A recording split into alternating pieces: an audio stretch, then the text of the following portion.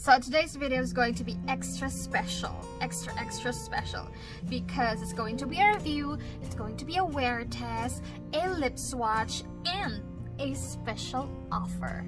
So for today, ang bida natin is this product right here. This is called the Merzy Bite the Beat Mellow Tint. And here are the shades that I got.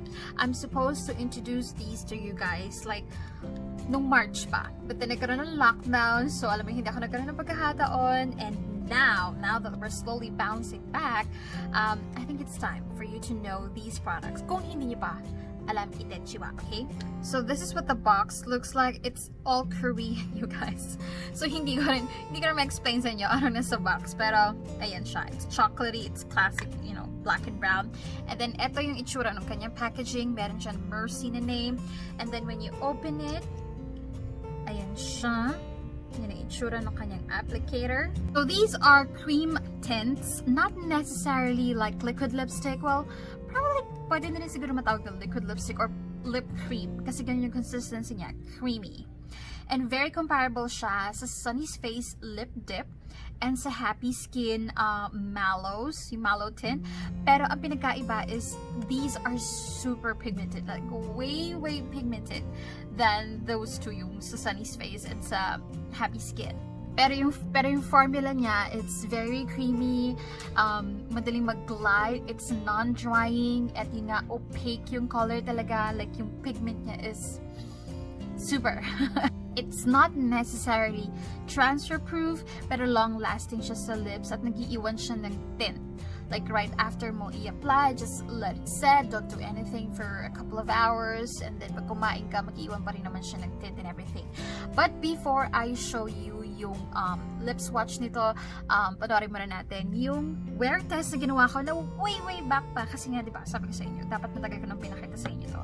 Hindi lang ako nagkaroon ng chance because of the lockdown. So yung wear test na ginawa ko was like nung March pa. But nonetheless, hope you enjoy.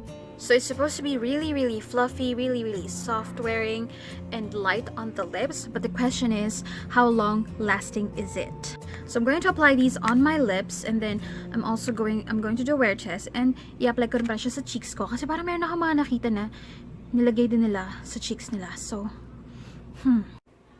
I'm going to apply M1 first.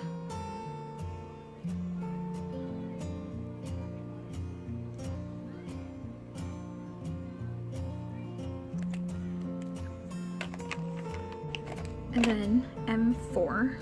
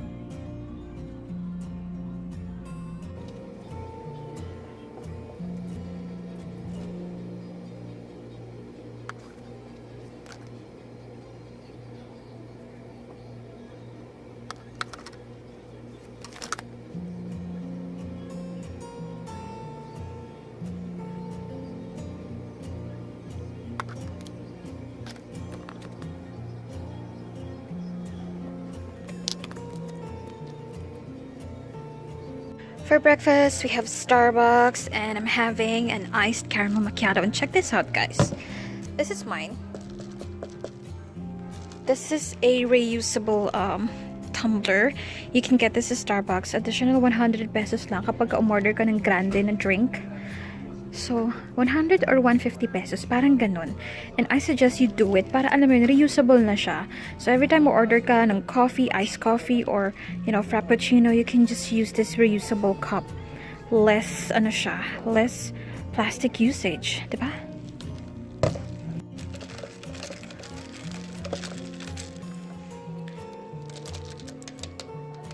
Oh my god, baliktad yung straw. At pag ganyan siya actually.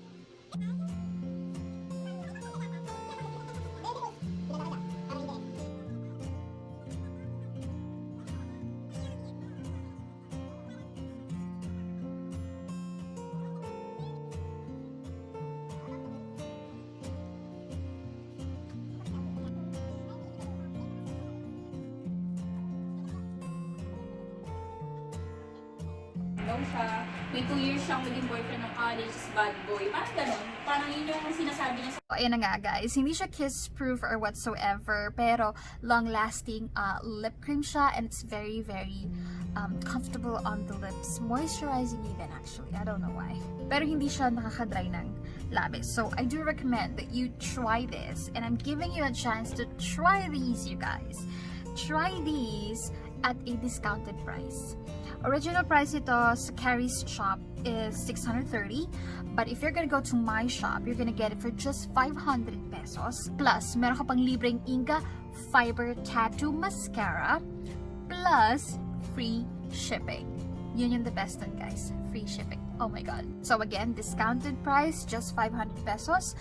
Meron ka pang libreng Fiber Tattoo Mascara from Inga, and free shipping. Now, I have 4 shades doon sa shop ko, and I'm gonna show you all 4 shades, you guys. So, are you ready? So, first shade is M1, and it's called Mahogany.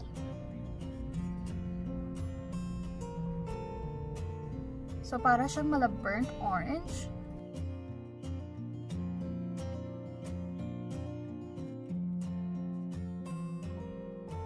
So this is shade M1 Mahogany. You can use it a full pack color like this, or you can just dab and then blend.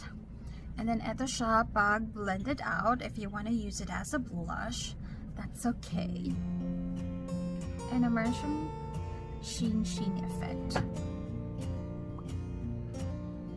So again, this is M1 Mahogany.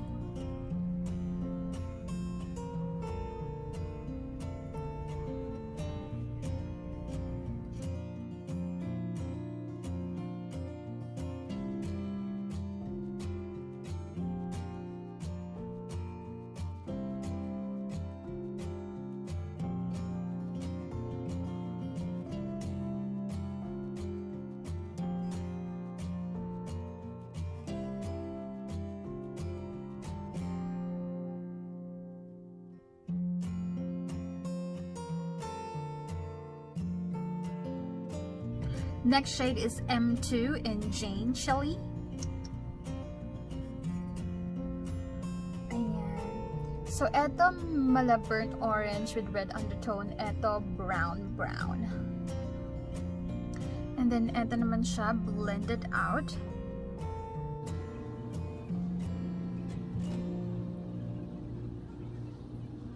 And this is Jane Shelley.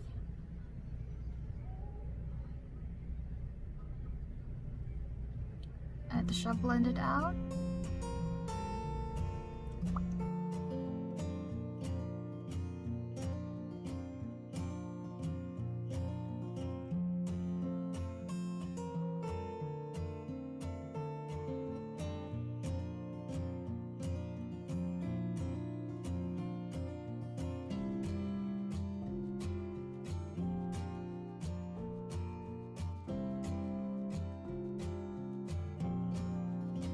ano, nag-iwan siya ng tint. Next shade is M3 in Spicy Brick. No, Spice Brick.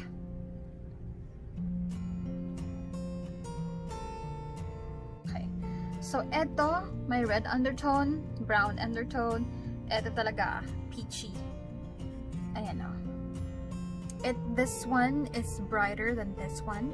Actually, than these two. Ito naman siya blended out. I'm so sorry, you guys. Oh, diba? Reddish, brownish, orangey. Or peachy, if you may.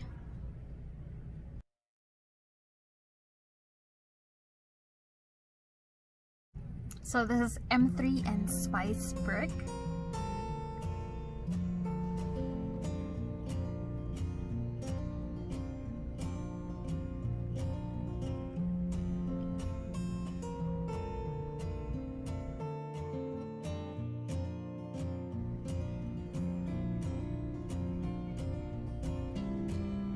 This is M3. And last but definitely not the least shade is M4 in Bian Rose. Bian or Bian Rose, I'm not sure. And it is the darkest shade, you guys. I'm sorry about my swatch. And then, eto naman siya. Blend it out if you wanna use it like as a blush or something. Or actually, pwede mo rin i-blend on your lips if you don't want yung full pack color, you just want the tint like this.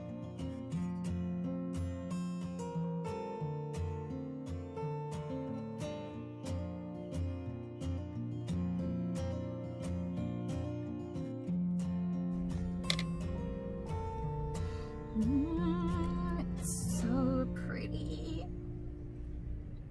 Alright guys, so this is M4 in Bian Rose or Bian Rose.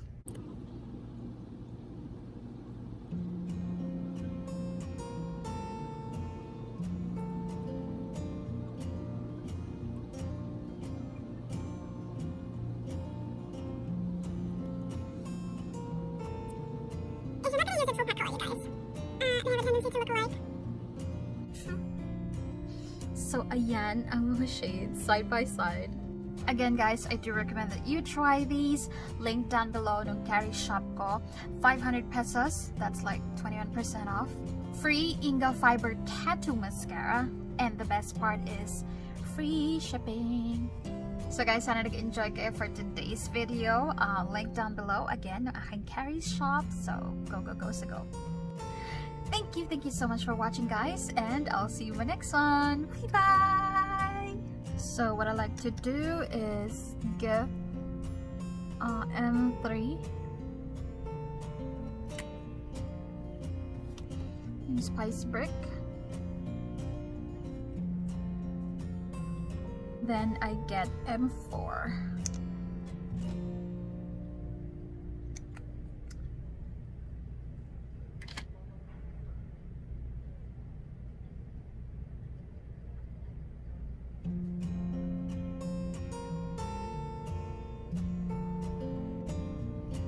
Yung excess, I'm going to use it on my cheeks.